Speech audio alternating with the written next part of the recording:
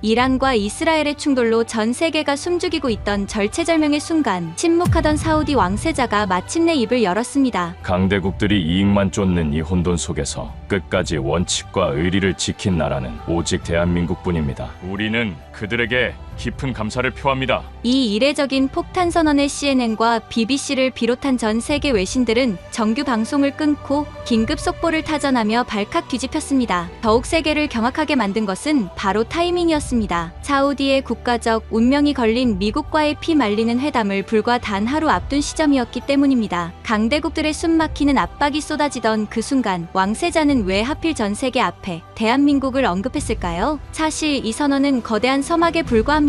지난 25년간 아무도 모르게 목숨을 걸고 쌓아온 한국과 사우디의 피 끓는 혈맹, 그 충격적이고도 가슴 먹먹한 내막을 지금부터 낱낱이 공개합니다. 제 머리맡에 관용 휴대폰이 요란하게 울린 것은 정확히 새벽 4시였습니다. 발신자를 확인한 순간 저는 온몸에 피가 차갑게 식는 것을 느꼈습니다. 왕궁 비서실이었습니다. 압둘라흐만 차관님, 송구합니다만 왕세자 전하께서 지금 당장 뵙기를 원하십니다. 지체 없이 집무실로 와 주십시오. 차에 올라타 왕궁으로 향하는 내내 제 심장은 터질 듯이 뛰었습니다. 중동 전체가 화약고가 되어버린 상황이었습니다. 각국의 대사관이 피격당하고 바닷길이 막히는 절망적인 전시 상황 속에서 서방 세계는 우리에게 노골적으로 한쪽 편에 설 것을 강요하고 있었습니다. 삼엄한 무장 경호를 뚫고 도착한 왕세자의 집무실은 무겁고 건조한 공기로 가득 차 있었습니다. 깊게 패인 주름 사이로 피로감이 역력했던 왕세자. 전하께서는 제가 들어서자마자 뚫어질 듯한 눈빛으로 단도직입적인 질문을 던지셨습니다. 솔직하게 말해보시오. 강대국들은 철저히 자신들의 이익만을 위해 우리를 겁박하고 있소. 이토록 캄캄한 혼란 속에서 우리가 진정으로 신뢰하고 등을 맡길 수 있는 나라가 단 한 곳이라도 존재한다고 생각하시오. 그 순간 저는 제 인생의 절반을 바쳐 지켜보았던 한 나라의 이름이 가슴처 밑바닥에서부터 뜨겁게 치밀어 오르는 것을 느꼈습니다. 저는 한치의 흔들림도 없이 전하의 눈을 마주보며 대답했습니다. 전하, 제가 25년간 지켜본 그들은 계산기부터 두드리는 삼류 국가가 아닙니다. 그들은 피를 토하는 위기 속에서도 미련할 정도로 원칙을 지켜내는 사람들입니다. 우리는 대한민국을 믿어야 합니다. 제가 이렇게까지 단언할 수 있었던 이유는 수십 년 전 제가 처음 한국 담당관으로 발령받았던 그의 겨울에 잊을 수 없는 충격 때문이었습니다. 당시 아시아 전역에는 거대한 금융 위기가 덮쳐 수많은 국가가 연쇄 부도를 맞고 있었습니다. 제가 담당하던 아시아의 신흥 경제 강국들도 처참하게 무너져 내리고 있었습니다. 위기가 닥치자 각국의 민낯이 여지없이 드러났습니다. 대만은 우리와의 석유 수입 계약 물량을 반토막 내겠다며 일방적으로 통보했고, 홍콩은 우회 수입을 들먹이며 단가를 깎아달라고 협박했습니다. 싱가포르마저 지불 방식을 외상으로 바꿔주지 않으면 계약을 파기하겠다고 으름장을 놓았습니다. 우리 사우디 정부는 한국 역시 당연히 계약을 위반하거나 파기를 요청할 것이라고 기정사실로 하고 있었습니다. 하지만 한국 정부의 회신은 우리의 예상을 완전히 빗나갔습니다. 대한민국은 기존 석유 수입 계약을 단 1%의 오차도 없이 이행할 것입니다. 대금 역시 약속된 날짜에 정확히 현금으로 결제하겠습니다. 자신들의 국가가 당장 내일 부도가 나서 지도상에서 사라질지도 모르는 판국에 어떻게 이런 바보 같은 약속을 할 수 있는지 도무지 이해할 수가 없었습니다. 저는 그 무모한 호언장담의 실체를 직접 확인하기 위해 매서운 칼바람이 부는 겨울의 서울로 날아갔습니다. 그리고 명동의 어느 낡은 거리에서 저는 평생의 가치관이 송두리째 뒤집히는 기적 같은 광경을 목격하고야 말았습니다. 살을 에이는 추위 속에서 수천 명의 시민들이 끝이 보이지 않는 긴 줄을 서 있었습니다. 놀랍게도 그들은 무언가를 얻어 가기 위해 모인 것이 아니었습니다. 백발이 성성한 할머니는 수십 년 전 남편이 끼워주었을 낡은 금반지를 기꺼이 꺼내놓았고, 앳된 얼굴의 신혼부부는 자신들의 사랑을 맹세한 예물을 망설임 없이 헌납했습니다. 심지어 국가를 대표해 피땀 흘려 따낸 올림픽 금메달리스트들조차 자신들의 영광이 담긴 메달을 나라의 빚을 갚는 데 써달라며 펑펑 울며 내놓고 있었습니다. 강요하는 사람은 아무도 없었습니다. 오직 내 나라를 살리겠다는, 내가 조금 희생하더라도 우리가 함께 살아야 한다는 그 처절하고도 숭고한 책임감 하나가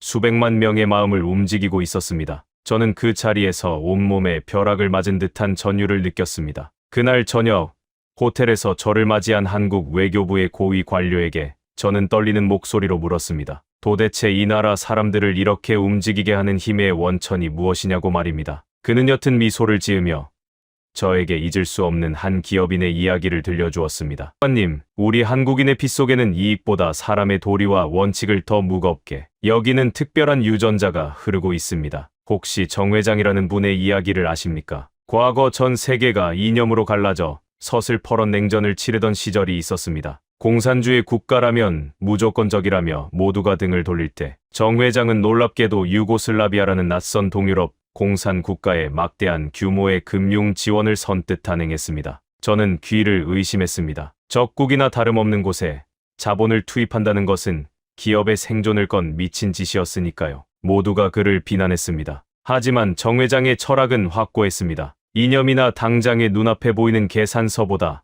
사람과 사람, 국가와 국가가 한번 맺은 신뢰는 어떤 폭풍우가 몰아쳐도 지켜내야 한다는 것이었죠. 그 무모해 보이던 신뢰의 씨앗이 결국 훗날 한국이 세계 무대로 뻗어나가는 가장 튼튼한 교두보가 되었습니다. 지금 명동거리에서 금부치를 내놓는 저 평범한 시민들의 마음속에도 바로 그 정 회장이 보여주었던 신뢰와 연대의 정신이 똑같이 살아 숨쉬고 있는 것입니다. 그날 밤 저는 리야드의 본국으로 단 한 줄의 강력한 보고서를 타전했습니다. 이 나라는 절대 무너지지 않습니다. 눈앞의 이익을 쫓아 배신을 밥 먹듯 하는 다른 나라들과 격이 다릅니다. 우리 사우디아라비아는 반드시 대한민국이라는 나라와 피를 나눈 형제가 되어야만 합니다. 제가 보낸 그 한 장의 보고서는 사우디 왕실의 외교 노선을 완전히 뒤바꿔 놓는 결정적인 계기가 되었습니다. 하지만 그때까지만 해도 저는 감히 상상조차 하지 못했습니다. 제가 서울 한복판에서 느꼈던 이 벅찬 감동은 그저 아주 작은 서막에 불과했다는 사실을 말입니다. 한국이라는 나라가 가진 진짜 무서운 저력과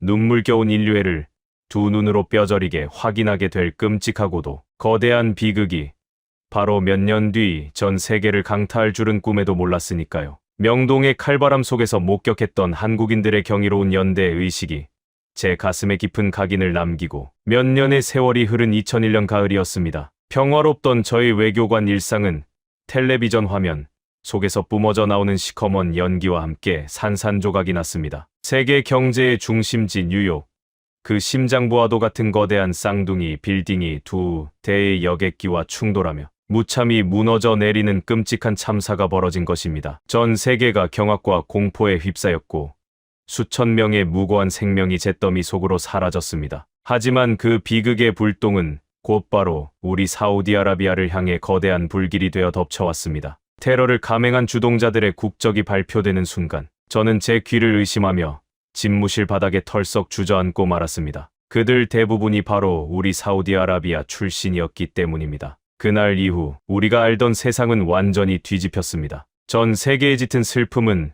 순식간에 맹렬한 분노와 증오로 변했고 그 분노의 화살은 사우디아라비아라는 국가 전체와 평범한 우리 국민들을 향해 무차별적으로 쏟아지기 시작했습니다. 하루아침에 우리는 전 세계의 공공의 적이자 테러를 지원하는 야만적인 국가로 낙인 찍혔습니다. 굳건하다고 믿었던 서방의 우방국들은 일제히 차갑게 등을 돌렸습니다. 어제까지 웃으며 악수하던 외교관들은 우리의 전화를 피했고 예정되어 있던 모든 국제회의와 경제협력 논의는 일방적으로 취소되었습니다. 일본은 노골적으로 우리와의 교류를 끊으며 아예 중동 지역의 에너지 의존도를 낮추겠다고 언론을 통해 선언했고 유럽의 국가들은 우리 정부와 기업의 금융 자산을 동결하고 모든 거래를 잠정 중단시키며 턱 밑까지 목을 조여왔습니다. 사막의 모래바람보다 더 차갑고 매서운 국제사회의 노골적인 혐오와 철저한 외교적 고립 속에서 사우디 외교부는 그야말로 칠흑 같은 암흑 속에 갇혀버렸습니다.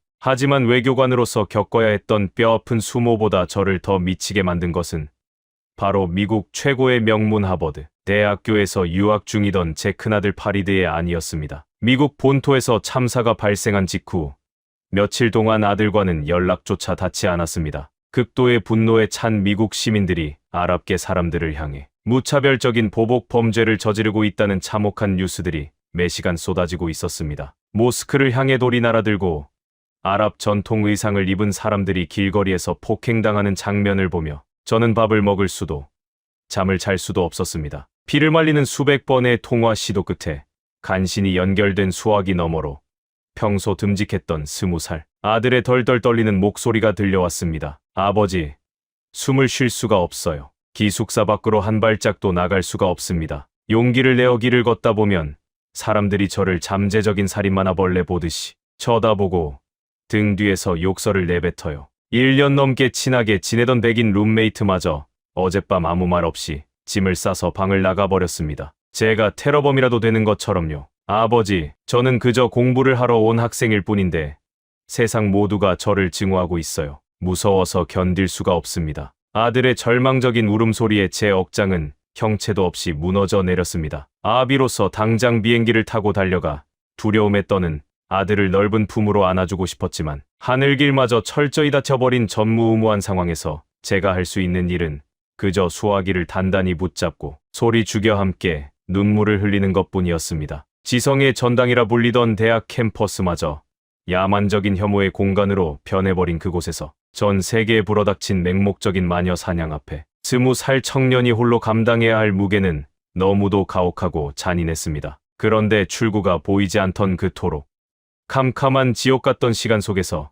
거짓말 같은 한 줄기 눈부신 빛이 찾아왔습니다. 열흘 남짓한 시간이 흐른 뒤 다시 걸려온 파리드의 전화였습니다. 놀랍게도 수화기 너머 아들의 목소리에는 이전에 짙은 공포 대신 벅찬 감동에서 우러나오는 미세한 떨림과 생기가 묻어 있었습니다. 아버지, 저 이제 혼자가 아니에요. 한국 친구들이 저를 지켜주고 있어요. 저는 벅차오르는 가슴을 억누르며 아들의 이야기에 깊이 귀를 기울였습니다. 사건의 배경은 모두가 아랍계 학생들을 전염병 환자처럼 피해 다니고 수군거리던 대학교의 대형 학생 식당이었습니다. 구석진 자리에 홀로 앉아 사람들의 따가운 시선을 피해 고개를 푹 숙인 채 억지로 마른 빵을 삼키고 있던 파리드에게 누군가 성큼성큼 다가왔습니다. 그들은 바로 평소 교양 수업을 같이 듣던 한국 유학생 태성과 희원이었습니다. 그들은 수백 명의 차가운 시선이 일제히 쏟아지는 식당 한가운데서 마치 아무 일도 없다는 듯이 파리드의 앞자리에 보란 듯이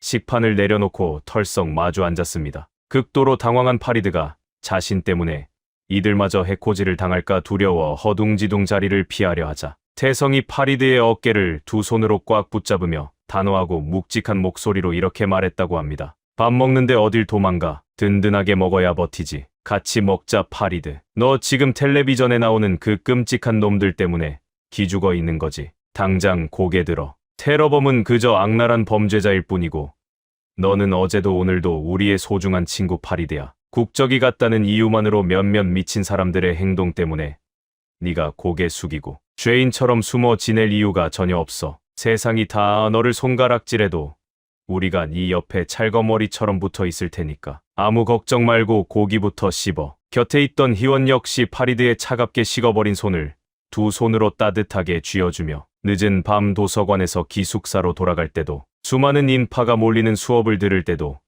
그림자처럼 항상 곁을 지켜주겠다고 굳게 약속했습니다. 전 세계가 사우디를 향해 무자비하게 돌을 던질 때 그들은 파리드라는 한 인간의 본질과 선량함을 흔들림 없이 바라봐 주었습니다. 모두가 집단적인 광기와 공포에 휩싸여 눈을 가리고 있을 때 오직 한국의 젊은 청년들만이 이성을 잃지 않고 외롭고 겁에 질린 이방인의 거대한 방패막이가 되어준 것입니다. 그 놀랍고도 가슴 먹먹한 연대의 소식은 비단 먼 이국 땅 미국 캠퍼스에만 머물지 않았습니다. 며칠 뒤 서울에 위치한 주한 사우디아라비아 대사관에서 저희 본국 외교부로 도무지 믿을 수 없는 사진 몇 장을 긴급 타전해 왔습니다. 텔레비전 뉴스에서는 연일 유럽과 미국의 모스크가 불타고 중동인들이 쫓겨나는 화면이 방영되고 있었지만 서울의 풍경은 완전히 달랐습니다. 사우디 대사관의 굳게 닫힌 철제 정문 앞에는 누군가 조용히 놓고 간 수북한 하얀 국화꽃 다발들이 산더미처럼 쌓여 있었습니다. 그리고 그 위에는 한국의 평범한 시민들이 삐뚤빼뚤하게 정성껏 적어 내려간 수백 장의 편지들이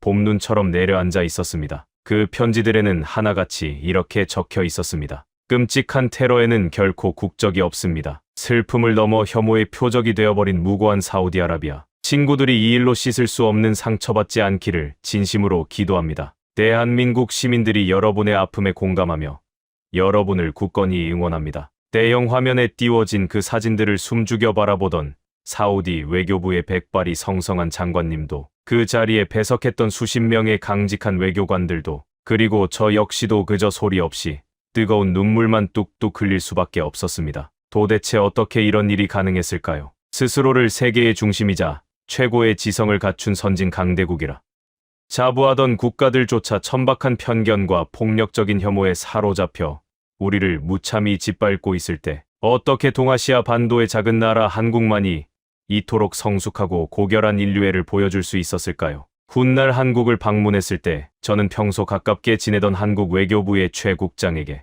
그 감동적인 현상의 근원에 대해 조심스럽게 물었습니다. 그는 따뜻한 차를 한 모금 마신 뒤 묵직하고도 슬픈 눈빛으로 저에게 그 해답을 들려주었습니다. 차관님, 우리 한국인들의 피 속에는 그 누구보다 억울하게 오해받고 힘없는 약자로서 국제사회의 차가운 냉대와 시선을 온몸으로 견뎌내야 했던 뼈아픈 역사의 흉터가 새겨져 있습니다. 제국주의 외세에 힘없이 나라를 빼앗겨 나라 잃은 백성으로 떠돌 때도, 강대국들의 이념 대립으로 인해 끔찍한 동족상잔의 전쟁을 겪으며 잿더미 위에 나앉았을 때도 세계는 우리를 그저 미개하고 위험하며 가치 없는 존재로 치부하며 철저히 외면했습니다. 국가가 거대한 오해와 편견으로 낙인 찍혔을 때 그 나라의 평범한 국민들이 일상 속에서 겪어야 하는 서러움과 피눈물을 우리는 피부 깊숙한 곳에서부터 본능적으로 알고 있습니다. 그래서 우리는 텔레비전 너머로 사우디 국민들이 부당하게 흘리고 있는 그 억울한 눈물을 결코 남의 일처럼 모른 척하고 지나칠 수가 없는 것입니다. 그것은 값싼 동정심이나 외교적 수사가 결코 아니었습니다. 그것은 자신들의 뼈아픈 역사적 상처를 처절하게 딛고 일어선 자들만이 가질 수 있는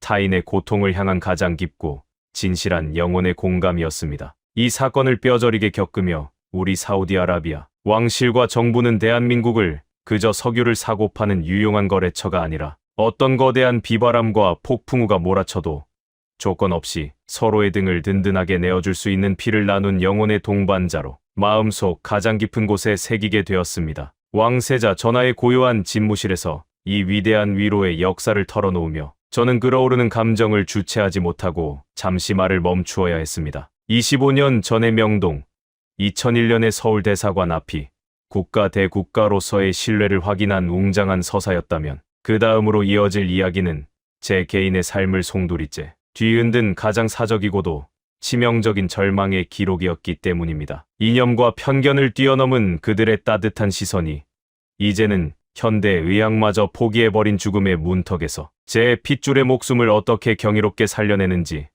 저는 낱낱이 고백해야만 했습니다. 국가라는 거대한 이름 뒤에 숨겨진 차가운 외교의 세계에서 대한민국이 보여준 숭고한 인류애는 이미 제 가슴 속에 깊은 뿌리를 내리고 있었습니다. 하지만 그로부터 몇 년 뒤 제 개인의 삶을 송두리째 무너뜨린 끔찍한 절망의 순간이 찾아왔을 때 저는 그들이 가진 진심의 깊이가 제가 짐작했던 것보다 훨씬 더 거대하고 위대하다는 사실을 뼈저리게 깨닫게 되었습니다. 그해 늦은 봄이었습니다. 눈에 넣어도 아프지 않을 제 친조카 라얀이 가족 모임 도중 갑자기 의식을 잃고 피를 토하며 쓰러졌습니다. 왕실 반개 혈통으로 온 가족의 사랑을 독차지하던 12살의 맑고 총명했던 아이였습니다. 구급차에 실려간 사우디 최고 권위의 킹 파이살 전문병원에서 우리가 마주한 진단 결과는 그야말로 사형 선고와도 같았습니다. 매우 악성으로 진행되는 급성 림프구성 백혈병이었습니다. 최고급 의료진이 달라붙어 매일 밤낮으로 독한 항암제를 투여했지만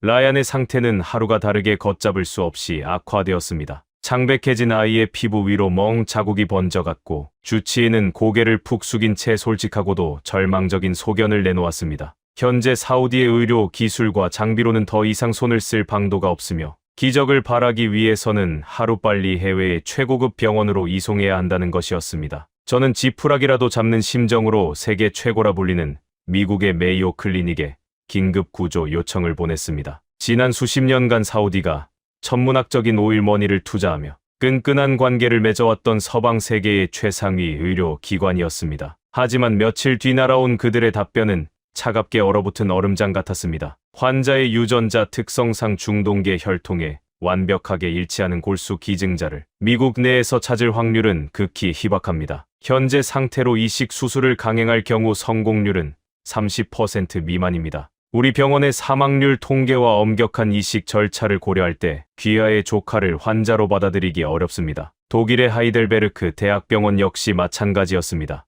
그들은 복잡한 의료 규정과 절차를 들먹이며 사실상 치료를 거부했습니다. 생명이 꺼져가는 어린아이를 앞에 두고 그들이 자랑하는 선진 의료 시스템은 철저하게 성우, 확률과 계산기 속의 숫자만을 두드리고 있었습니다. 서방 강대국들의 차가운 이기심 앞에서 저는 세상을 다 잃은 듯한 지독한 무력감과 분노에 휩싸였습니다. 라얀의 숨소리는 점점 옅어지고 있었고 저는 아무것도 할 수 없는 못난 삼촌이었습니다. 그렇게 칠흑 같은 절망 속에 갇혀있던 어느 날 밤, 과거 한국의 의료진들이 국제학회에서 발표했던 백혈병 면역 치료에 관한 논문 하나가 뇌리를 스쳐 지나갔습니다. 저는 뜬 눈으로 밤을 새우며 서울대학교 병원 혈액 종양내과의 최완진 교수라는 분의 연락처를 찾아냈습니다. 그리고 새벽 2시, 아이의 위급한 상태가 담긴 방대한 영문, 의료 기록을 첨부하여 절박한 이메일을 보냈습니다. 답장은 불과 3시간 만에 도착했습니다. 심지어 이메일이 아니라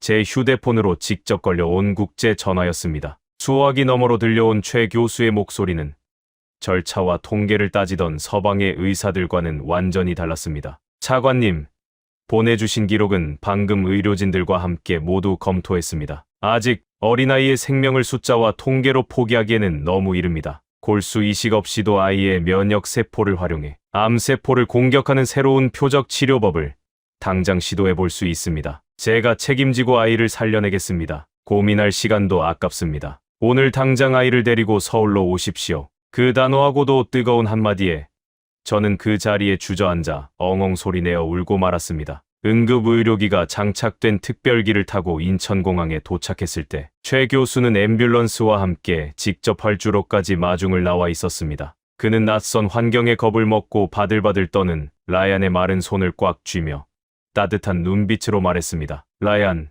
삼촌한테 이야기 많이 들었어. 먼 길 오느라 정말 고생 많았어. 이제 아무 걱정하지 마. 선생님이 우리 라얀이 예전처럼 마음껏 뛰어놀 수 있게 꼭 낫게 해줄게. 그날부터 지옥 같으면서도 경이로운 6달간의 사투가 시작되었습니다. 하루 8시간씩 일주일에 5번이나 이어지는 독한 면역 치료는 12살 아이가 견디기에는 너무도 끔찍한 고통이었습니다. 라얀은 매일 밤 구토를 하며 울부짖었고 머리카락은 한 움큼씩 빠져나갔습니다. 무엇보다 가장 큰 문제는 식사였습니다. 지독한 항암 치료의 부작용으로 입맛을 완전히 잃은 데다 태어나 처음 맡아보는 한국 병원식의 낯선 냄새 때문에 라얀은 물 한 모금조차 제대로 넘기지 못했습니다. 영양 상태가 바닥으로 떨어지면 아무리 좋은 치료제도 소용이 없었습니다. 주사기 바늘을 꽂은 채 앙상하게 말라가는 조카를 보며 저는 매일 밤 병실 복도에서 피눈물을 삼켰습니다. 그런데 그 절체절명의 순간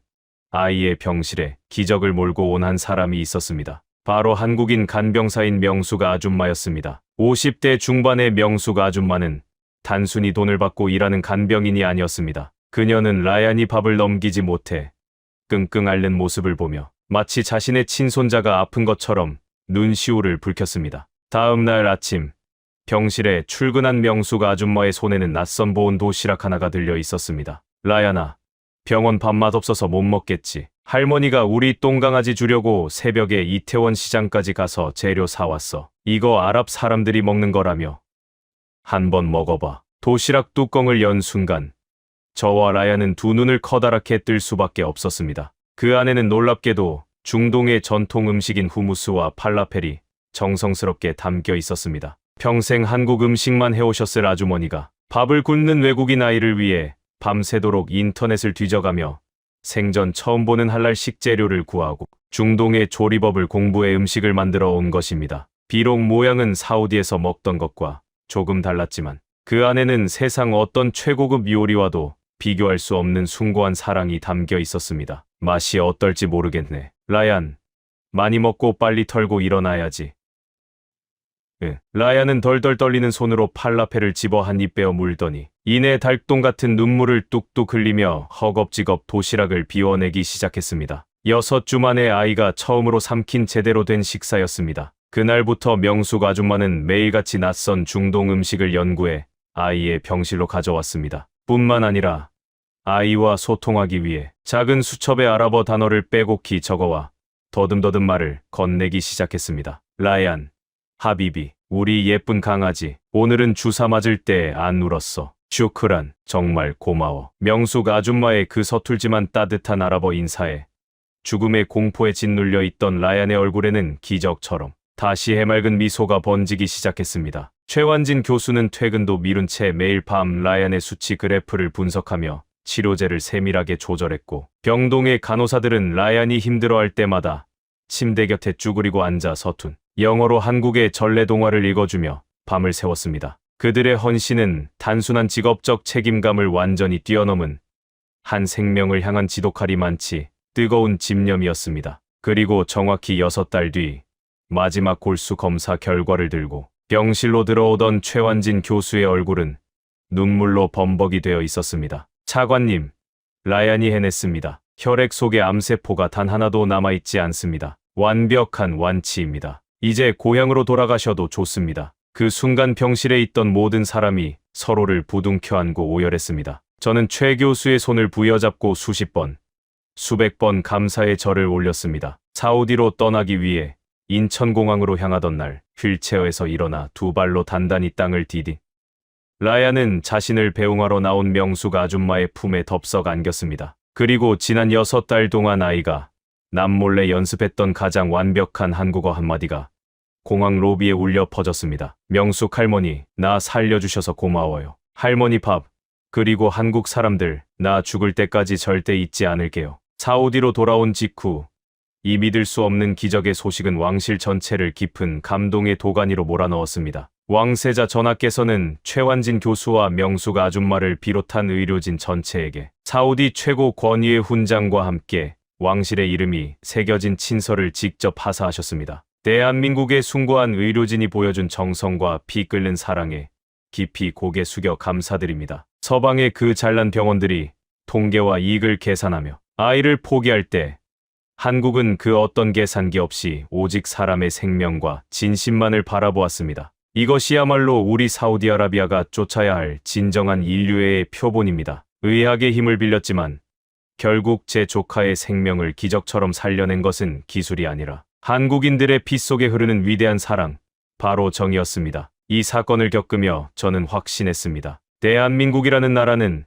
적어도 우리 사우디아라비아에게만큼은 무슨 일이 있어도 절대 배신할 수 없는 피를 나눈 형제 국가가 되었다는 사실을 말입니다. 하지만 눈물겨운 개인의 구원과 끈끈해진 형제의 기쁨을 온전히 누릴 새도 없이 국가와 국가의 운명을 통째로 흔들어버릴 거대한 정치적 폭풍과 눈에 보이지 않는 끔찍한 재앙이 중동 한복판을 향해 맹렬하게 돌진해 오고 있었습니다. 이토록 뜨겁게 맺어진 우리의 굳건한 신뢰가 바닥까지 산산조각 날지도 모르는 국가적 최대 위기가 바로 눈앞에 도사리고 있었던 것입니다. 라얀이 건강을 되찾고 리야드의 평화로운 일상이 돌아온 것도 잠시였습니다. 머지않아 중동 전역에는 수십 년 동안 굳건했던 독재 정권들이 도미노처럼 무너져 내리는 그야말로 피바람이 부는 거대한 체제 붕괴의 태풍이 몰아치기 시작했습니다. 이웃 국가들의 광장에는 수백만 명의 시민들이 쏟아져 나와 격렬한 시위를 벌였고 철권 통치를 휘두르던 절대 권력자들이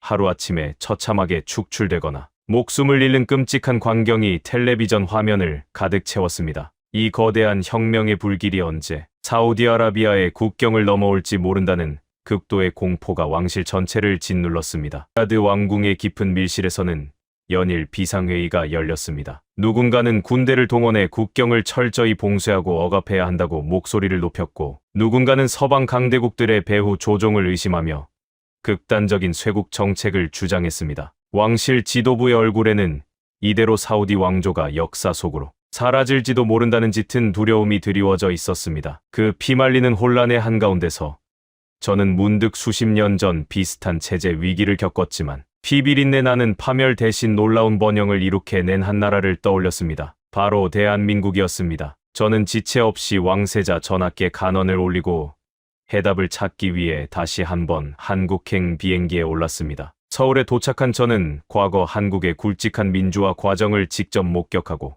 연구의 온정치외 교학계의 거목 강무진 교수님을 은밀히 찾아갔습니다. 찻잔을 내려놓으며 한국의 과거를 묻는 저에게 백발의 강 교수님은 단호하면서도 통찰력 있는 목소리로 입을 여셨습니다. 차관님, 권력을 지키기 위해 무력으로 백성의 입을 막으려 한다면 결국 그 압력은 폭발하여 모든 것을 집어삼키게 됩니다. 과거 우리 대한민국도 억압과 저항이 격돌하는 일촉즉발의 위기가 있었습니다. 하지만 우리는 체제가 완전히 붕괴하는 급진적인 혁명 대신 정부와 국민이 끊임없이 대화하며 아주 조금씩 그러나 멈추지 않고 점진적인 개혁을 이루어내는 길을 선택했습니다. 변화는 외부에서 강요당해서 억지로 하는 것이 아니라 국가 내부에서 스스로 타이밍을 읽고 먼저 주도해야만 피를 흘리지 않습니다. 사우디아라비아 왕실이 살아남기 위해서는 억압이 아니라 왕실이 먼저 국민의 손을 잡고 점진적인 경제와 사회의 현대화를 이끌어내야만 합니다. 강 교수님의 그 묵직한 조언은 사우디 왕실에 던지는 한 줄기 동아줄과 같았습니다. 본국으로 돌아온 저는 한국의 경험을 뼈대 삼아 상세한 개혁 보고서를 왕실에 제출했습니다. 이 보고서를 바탕으로 사우디 정부는 급진적인 정치혁명 대신 여성의 사회 진출을 전향적으로 허용하고 엔터테인먼트 산업을 개방하며 석유 의존도를 낮추는 이른바 비전 2030이라는 국가 대개조 프로젝트를 전 세계에 발표하게 되었습니다. 주변의 아랍 국가들이 끔찍한 내전과 유혈 사태로 국가의 기능이 마비되어 갈 때 사우디아라비아는 한국의 지혜로운 조언 덕분에 안정을 유지하며 평화로운 현대화의 길로 들어설 수 있었습니다. 우리는 대한민국을 단순한 경제 협력 파트너를 넘어 국가의 명운을 이끌어주는 위대한 스승으로 우러러보게 되었습니다. 하지만 신이 우리에게 허락한 평화는 그리 길지 않았습니다. 체제의 위기를 간신히 넘기고 몇 해가 지났을 무렵 이번에는 총칼보다 더 끔찍하고 잔인한 적이 우리를 덮쳐왔습니다. 바로 중동에서 시작된 치명적인 호흡기 바이러스 질환의 창궐이었습니다. 초기에는 단순한 감기인 줄 알았던 이 정체불명의 바이러스는 치사율이 무려 30%를 훌쩍 넘기는 끔찍한 재앙이었습니다. 그리고 지독한 불행하게도 이 바이러스가 비행기를 타고 넘어가 가장 심각하게 확산되어 버린 곳이 바로 제가 그토록 사랑하고 의지하던 대한민국이었습니다. 한국의 상황은 참혹했습니다. 국가 경제는 사실상 마비되었고 수백 개의 학교가 문을 닫았으며 병원은 환자들로 넘쳐났습니다. 무엇보다 뼈아픈 것은 무고한 생명들이 매일같이 숨을 거두고 있다는 사실이었습니다. 한국의 언론과 일부 여론은 이 끔찍한 질병의 진원지인 사우디아라비아를 향해 거센 비판의 목소리를 쏟아내기 시작했습니다. 초기 방역에 실패한 사우디아라비아가 전 세계를 위험에 빠뜨렸다. 사우디 정부는 대한민국이 입은 막대한 피해에 대해 명확한 책임을 져야 한다. 인터넷과 뉴스마다 우리를 비판하는 기사들이 줄을 이었습니다. 한국 내 사우디 대사관 앞에서는 항해 시위가 벌어졌고 양국 간의 교류는 급격히 냉각되었습니다. 저는 15년이 넘는 세월 동안 제 청춘을 바쳐 끈질기게 쌓아올린 한국과의 피눈물 나는 신뢰가 보이지 않는 바이러스 하나 때문에 하룻밤 사이에 잿더미가 되어버렸다는 사실에 가슴을 치며 통곡했습니다. 이대로 우리의 관계가 끝나는 것을 지켜볼 수만은 없었던 저는 비난의 돌팔매를 맞을 각오를 하고 사우디 정부의 공식 사절단 자격으로 다시 한국행 비행기에 몸을 실었습니다. 인천공항의 분위기는 과거 조카의 치료를 위해 방문했을 때와는 사뭇 달랐습니다. 공항 직원들의 시선에는 경계심이 느껴졌고 입국 심사대는 숨이 막힐 듯 삼엄했습니다. 다음 날 아침 무거운 발걸음으로 찾아간 한국 외교부의 대회의실에는 보건 당국의 최고 위급 관료들과 외교관들이 엄중한 표정으로 앉아 있었습니다. 회의실의 공기는 당장이라도 폭발할 것처럼 팽팽하게 얼어붙어 있었습니다. 저는 고개를 푹 숙인 채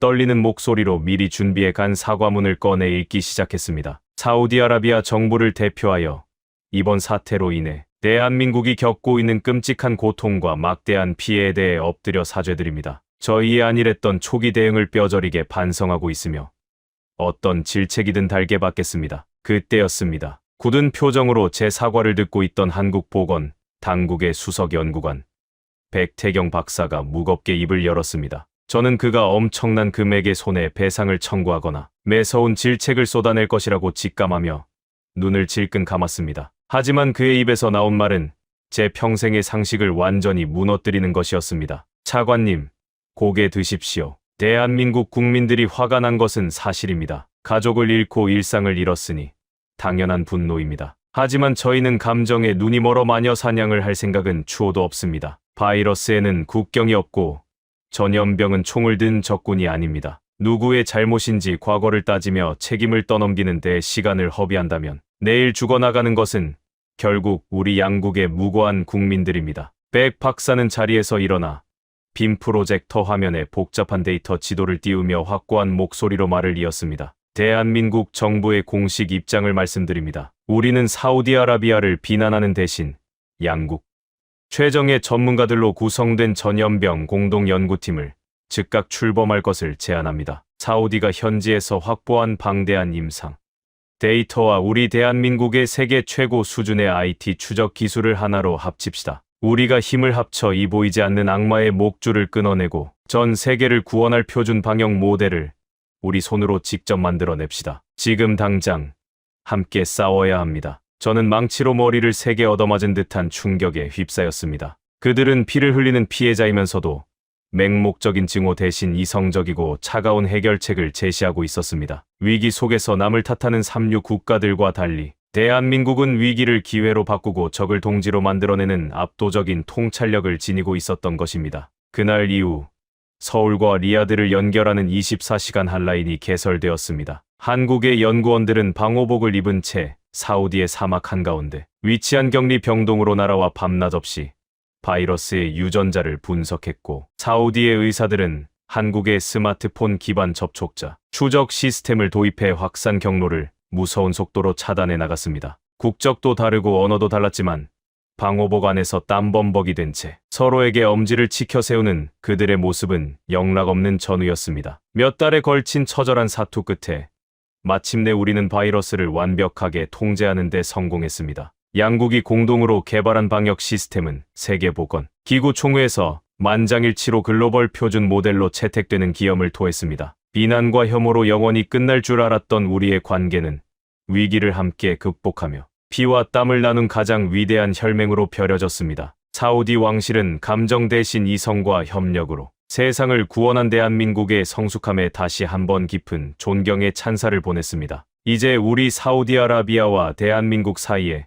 그 어떤 장애물도 존재하지 않을 것이라 굳게 믿었습니다. 하지만 진정한 시험대는 따로 있었습니다. 눈에 보이지 않는 바이러스보다 훨씬 더 거대하고 끔찍한 적들. 바로 전 세계를 쥐락펴락하는 강대국들의 노골적인 이기주의와 폭력적인 횡포가 우리 양국의 숨통을 거세게 조여오기 시작했던 것입니다. 보이지 않는 악마와도 같았던 바이러스를 양국에 피나는 공동연구로 완벽하게 물리치며 대한민국과 사우디아라비아는 세상 그 어떤 동맹보다 단단하고 견고한 혈맹으로 거듭났습니다. 하지만 우리가 샴페인을 터뜨리며 평화를 만끽하기에는 이 세계를 쥐락펴락하는 강대국들의 탐욕과 이기주의가 너무도 거대하고 폭력적이었습니다. 우리에게 닥쳐온 다음 시련은 눈에 보이지 않는 질병이 아니라 눈에 뻔히 보이면서도 피할 수 없는 강대국들의 노골적인 외교적 횡포와 숨막히는 압박이었습니다. 바이러스 사태가 진정되고 얼마 지나지 않아 우리 사우디아라비아가 주도하는 걸프 지역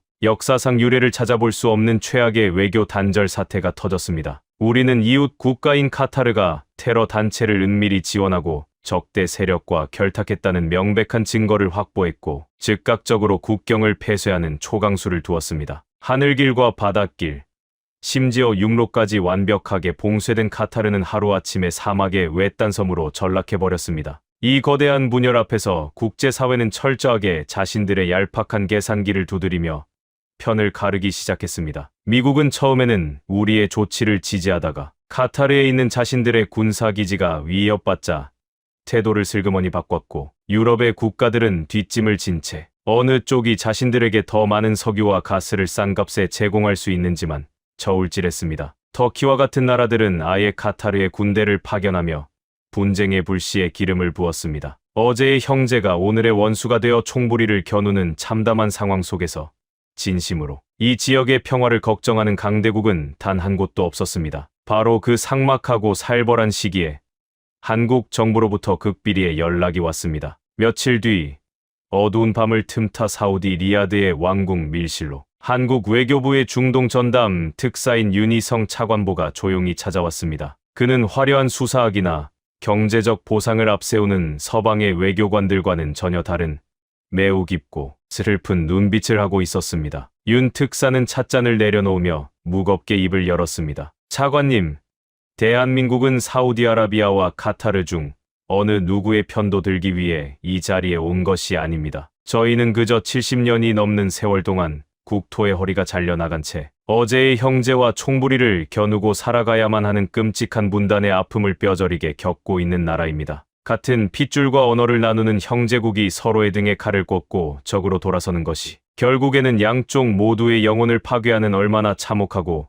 고통스러운 비극인지 저희는 너무도 잘 알고 있습니다. 부디 공식적인 비난 성명은 멈추시고 저희 대한민국이 아주 조용한 비공식 대화의 창구가 될 수 있도록 허락해 주십시오. 윤 특사의 목소리에는 서방 외교관들의 가식적인 평화, 타령에서는 절대 느낄 수 없는 처절한 역사적 상처에서 우러나오는 진정한 호소가 담겨 있었습니다. 한국은 우리에게 무엇을 지시하거나 가르치어 들지 않았습니다. 대신 그들은 사우디와 카타르 양측을 수십 번씩 비밀리에 오가며 감정적인 비난의 언어는 부드럽게 순화하고 실질적인 타협점만을 끈질기게 찾아내 전달하는 훌륭한 그림자, 중재자 역할을 수행했습니다. 강대국들이 무기를 팔아넘기며 분쟁을 부추길 때 한국은 자신들의 가슴 아픈 분단 경험을 거울 삼아 중동의 형제들이 다시 손을 잡을 수 있도록 보이지 않는 곳에서 피땀을 흘렸습니다. 결국 몇 년 뒤 극적인 걸프 지역 화해 협정이 체결되었을 때 사우디 왕실은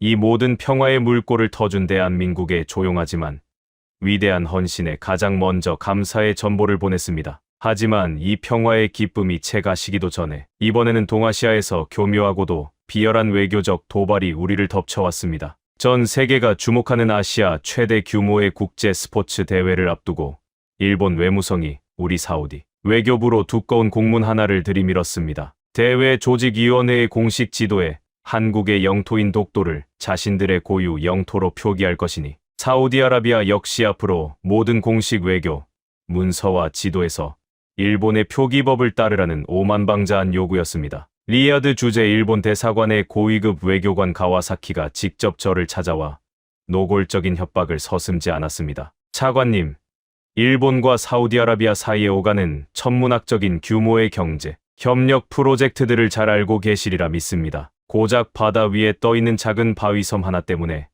일본이라는 거대한 경제, 대국과의 관계를 망치는 어리석은 선택은 하지 않으시길 바랍니다. 이것은 국제 질서의 문제이며 사우디가 현명한 판단을 내리지 않는다면 우리는 진행 중인 모든 대규모 투자를 전면 재검토할 수밖에 없습니다. 가와사키의 거만하고 뻔뻔한 태도에 제 피 속에 피가 거꾸로 솟는 듯했습니다. 그들은 철저하게 자신들의 거대한 경제력을 무기 삼아 역사적 진실마저 돈으로 덮어버리려 하고 있었습니다. 회의실을 나서는 일본 대사의 뒷모습을 보며 사우디 외교부 내부에서도 엄청난 격론이 벌어졌습니다. 현실적으로 일본이 쥐고 있는 막대한 자본과 산업협력을 무시할 수 없으니 눈감아 주자는 의견이 지배적이었습니다. 하지만 저는 밤을 새워가며 일본의 영토 강제 편입, 역사와 독도에 관한 국제법적 쟁점들을 이 잡듯이 뒤지기 시작했습니다. 그리고 놀랍고도 끔찍한 역사적 진실을 마주하게 되었습니다. 일본의 주장은 과거 그들이 아시아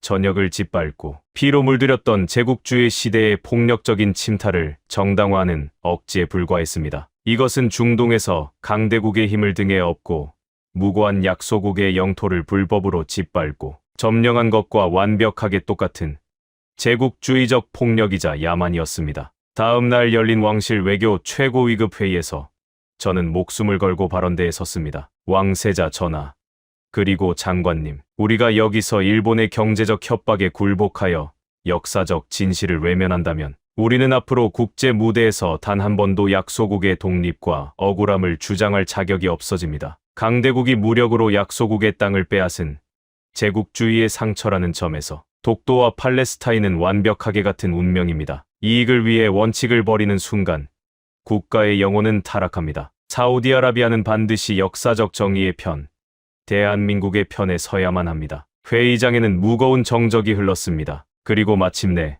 왕세자 전하의 단호한 결단이 내려졌습니다. 사우디아라비아는 일본의 모든 경제적 협박과 투자 철회 위협을 정면으로 거부하고 공식 외교 문서에서 독도는 명백한 대한민국의 영토임을 명문화하는 결정을 전 세계에 천명했습니다. 일본 외무성은 발칵 뒤집혔지만 우리는 한치도 물러서지 않았습니다. 이 소식이 한국에 전해졌을 때 한국 정부는 눈물겨운 감사를 전해왔습니다. 우리는 돈보다 귀중한 역사적 정의를 지켜냈고 한국은 우리에게 진정한 형제의 의미를 다시 한번 깊이 각인시켜 주었습니다. 그러나 강대국들의 거대한 폭력은 여기서 끝이 아니었습니다. 머지않아 동유럽에서 초강대국 러시아가 이웃나라를 무력으로 침공하는 전 세계를 제3차 세계대전의 공포로 몰아넣은 거대한 전쟁이 발발했습니다. 전 세계는 순식간에 두 개의 진영으로 쪼개졌습니다. 미국과 유럽연합은 우리 사우디아라비아를 향해 러시아를 철저하게 고립시키고 당장 석유 생산량을 대폭 늘려 서방 세계에 싼 값에 공급하라고 숨막히는 압박을 가했습니다. 서방 국가들의 수장들이 하루가 멀다 하고 리야드로 전화를 걸어와 제재에 동참하지 않으면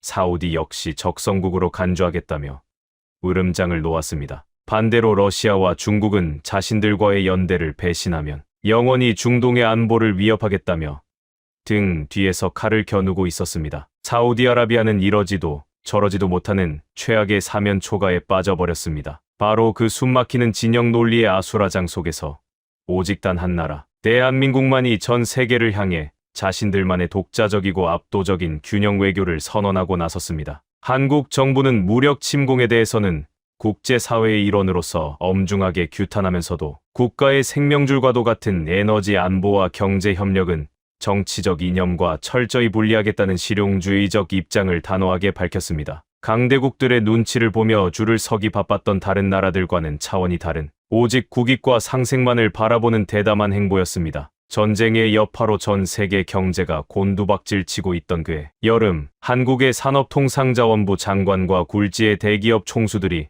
전세기를 타고 리야드에 도착했습니다. 그들은 강대국들처럼 석유를 더 캐내라고 윽박지르거나 정치적 입장을 강요하지 않았습니다. 대신 그들은 사우디 왕실이 국가의 미래를 걸고 추진 중인 최첨단 스마트 도시 건설과 태양광, 신재생 에너지 프로젝트에 무려 200억 달러라는 천문학적인 규모의 현금 투자와 세계 최고 수준의 기술 이전 계약서를 테이블 위에 올려놓았습니다. 미국과 유럽이 전쟁의 소용돌이 속에서 오직 자신들의 에너지 부족만을 채우려 우리를 착취하려 할 때 대한민국은 오히려 흔들리는 사우디의 미래 경제를 든든하게 떠받쳐줄 거대한 기둥을 자처하며 우리의 손을 굳게 맞잡은 것입니다. 강대국들의 비열한 이간질과 폭력적인 압박 속에서도 한국은 언제나 이념이 아닌 상생을, 지배가 아닌 협력을 선택했습니다. 저는 그들의 뒷모습을 바라보며 뼛속 깊이 깨달았습니다. 진정한 국력이라는 것은 수만 발의 미사일이나 항공모함에서 나오는 것이 아니라 폭풍우 속에서도 절대 흔들리지 않는 원칙과 상대를 존중하는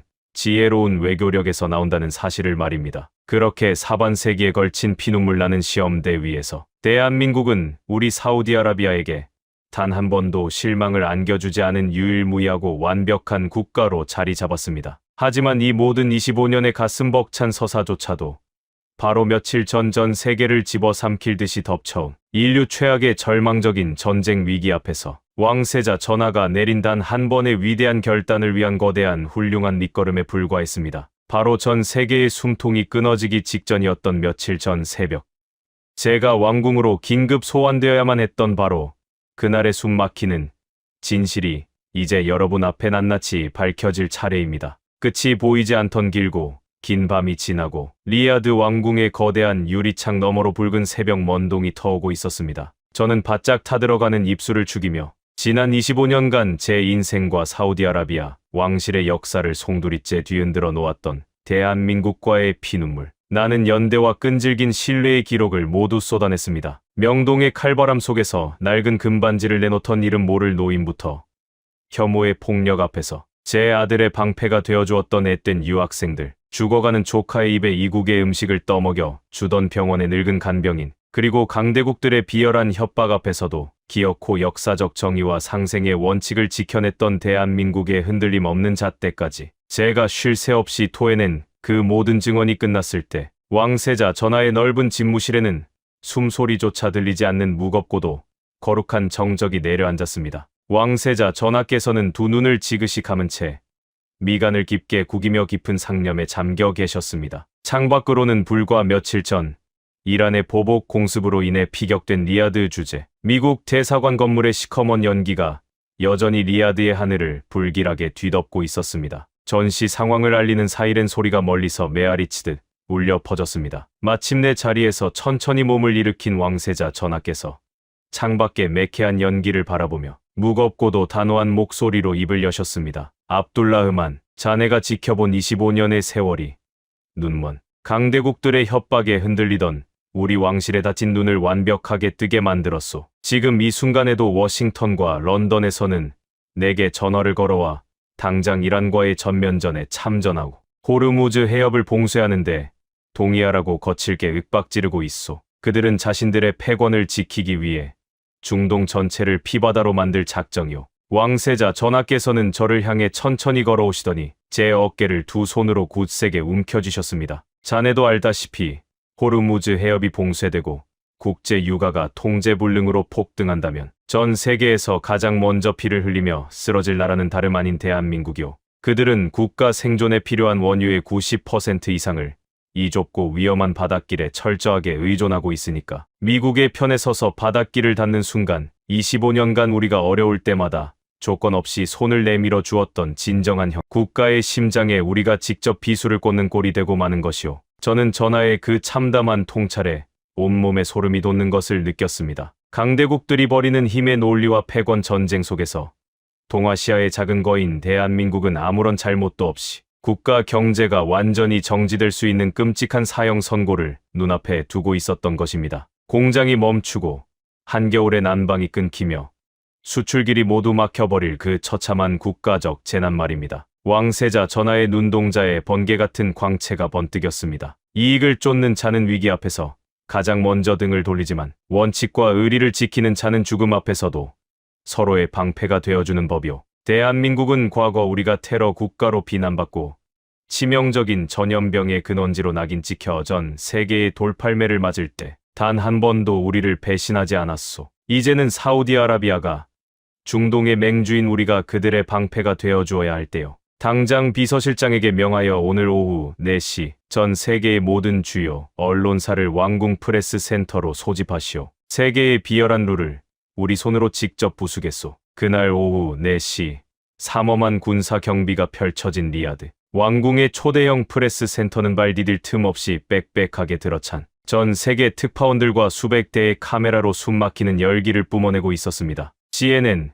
BBC, 알자지라 등 네로라는 글로벌 언론의 앵커들은 상기된 얼굴로 생중계 카메라를 향해 마이크를 쥐고 있었습니다. 전 세계의 주식 시장과 유가 시장이 사우디 왕세자의 입만 바라보며 일시 정지된 상태였습니다. 모두가 사우디아라비아가 미국의 압박에 굴복해 이란과의 전면전을 선언하고 전 세계를 제3차 세계 대전의 소용돌이로 몰아넣을 것이라고 확신하고 있었습니다. 무거운 정적을 깨고 무함마드 빈 살만 왕세자 전하께서 수십 명의 무장 경호원들을 대동하고 단상 위로 묵직하게 걸어 올라가셨습니다. 수백 개의 카메라 플래시가 눈을 뜰 수 없을 만큼 폭발적으로 터져 나왔습니다. 왕세자 전하께서는 준비된 원고를 옆으로 치워버리신 채 전 세계를 향해 서리처럼 차갑고도 웅장한 목소리로 포문을 여셨습니다. 존경하는 전 세계의 시민 여러분, 지금 중동은 강대국들의 탐욕과 무책임한 폭력으로 인해 돌이킬 수 없는 파멸의 문턱에 서 있습니다. 무고한 생명들이 희생되고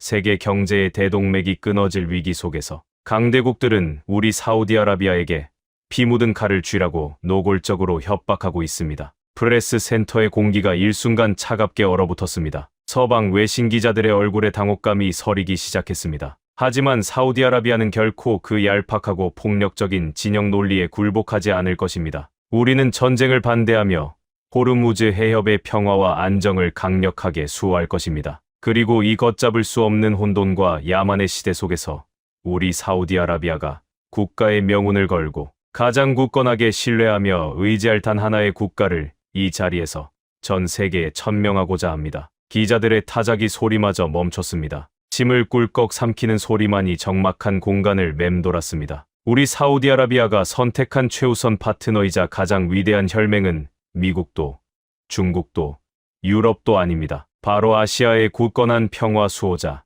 대한민국입니다. 대한민국. 그 네 글자가 왕세자의 입에서 떨어지는 순간 프레스 센터는 말 그대로 발칵 뒤집혔습니다. 전 세계 언론인들이 경악을 금치 못하며 서로의 얼굴을 쳐다보았고 동시 통역기를 귀에 꽂은 기자들이 다급하게 본국으로 긴급 속보를 타전하기 시작했습니다. 하지만 진정한 폭탄 선언은 이제부터 시작이었습니다. 대한민국은 지난 25년간 우리가 가장 처절한 고립과 절망에 빠져 있을 때 단 한 번도 이익을 계산하며 우리를 배신하지 않았습니다. 그들은 강대국의 횡포 앞에서도 무릎 꿇지 않고 역사적 정의와 상생의 원칙을 지켜낸 진정으로 위대하고 고결한 영혼을 가진 국가입니다. 따라서 사우디아라비아 왕실은 대한민국에 전례 없는 특별한 권리와 지위를 부여합니다. 왕세자 전하께서는 카메라 렌즈를 꿰뚫어 볼 듯이 강렬한 눈빛을 발산하며 쐐기를 박으셨습니다. 오늘 이 시간부로 국제 유가가 배럴당 200달러,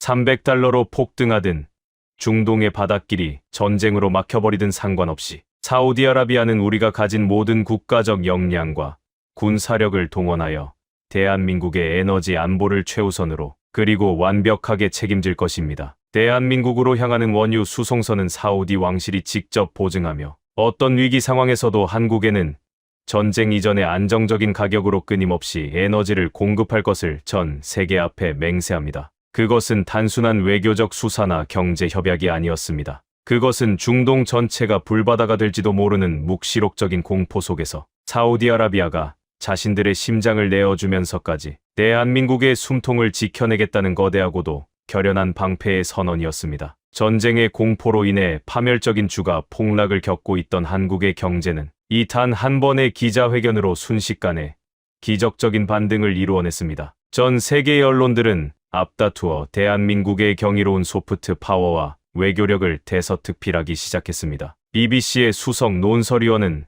생방송 도중 격앙된 목소리로 이렇게 평가했습니다. 이것은 세계 외교사에 영원히 기록될 기적입니다. 군사력으로 남을 협박하고 달러로 환심을 사려 했던 강대국들의 오만한 패권주의가 진심과 신뢰로 무장한 대한민국이라는 작은 거인 앞에서 완벽하게 참패를 당한 역사적인 순간입니다. 대한민국은 총 한 방 쏘지 않고 세계 최대의 산유국을 완벽한 자신의 편으로 만들어냈습니다. 기자회견이 끝난 직후 윤희성 차관보를 통해 한국의 대통령께서 직접 왕세자 전하께 떨리는 목소리로 감사의 전화를 걸어왔습니다. 전하께서는 그 전화 너머로 부드럽지만 뼈있는 한마디를 남기셨습니다. 대통령님, 감사 인사는 제가 아니라 당신들의 위대한 국민들에게 하십시오. 오늘 제가 세상을 향해 들어 올린 이 거대한 방패는 25년 전 명동거리에서 금반지를 내어놓던 당신네 어머니들의 눈물과 우리 사우디의 아이를 살려내기 위해 밤을 새우던 늙은 간병인의 거룩한 손길이 만들어낸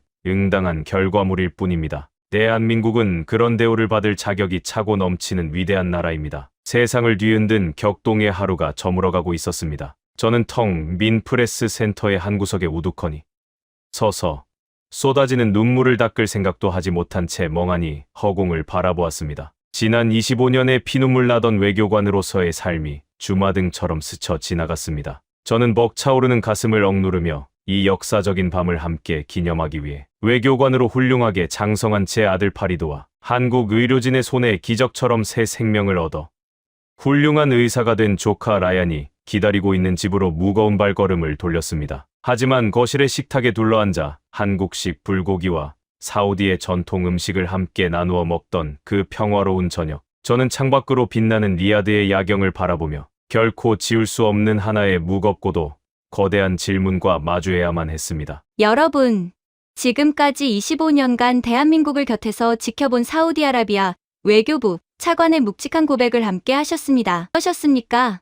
90%의 절망적인 원유 수입 의존도, 강대국들이 들이민 200억 달러의 무자비한 경제적 협박, 그리고 아무도 알아주지 않던 25년의 긴 침묵. 결국 콧대 높은 서방 강대국들이 중동의 위기 앞에서 쩔쩔매고 있을 때 영국 BBC 방송의 한 논설위원은 전 세계가 지켜보는 카메라 앞에서 이렇게 말했습니다. 군사력과 달러로 세상을 지배하려던 강대국들의 오만이 진심으로 무장한 대한민국 앞에서 무너져 내렸다. 모두가 안 된다고 비웃을 때, 아무도 우리의 진심을 믿어주지 않을 때, 대한민국은 조용히 묵묵히 우리의 원칙을 지켰습니다. 그리고 마침내 세상의 거대한 룰을 바꾸어 놓았습니다. 이 위대한 이야기가 더 많은 사람에게 닿아야 한다고 생각하신다면 지금 당장 이 영상을 주변에 공유해 주십시오. 여러분의 작은 공유 한 번이 대한민국이 어떤 시련 속에서도 결코 꺾이지 않는 강인하고 위대한 나라인지 전 세계에 널리 알리는 숭고한 선언이 됩니다. 영상을 보시고 가슴이 뜨거워지셨다면 지금 댓글에 자부심 3글자만 남겨주십시오. 우리는 또 조용히, 묵묵히, 그리고 결국 증명했습니다.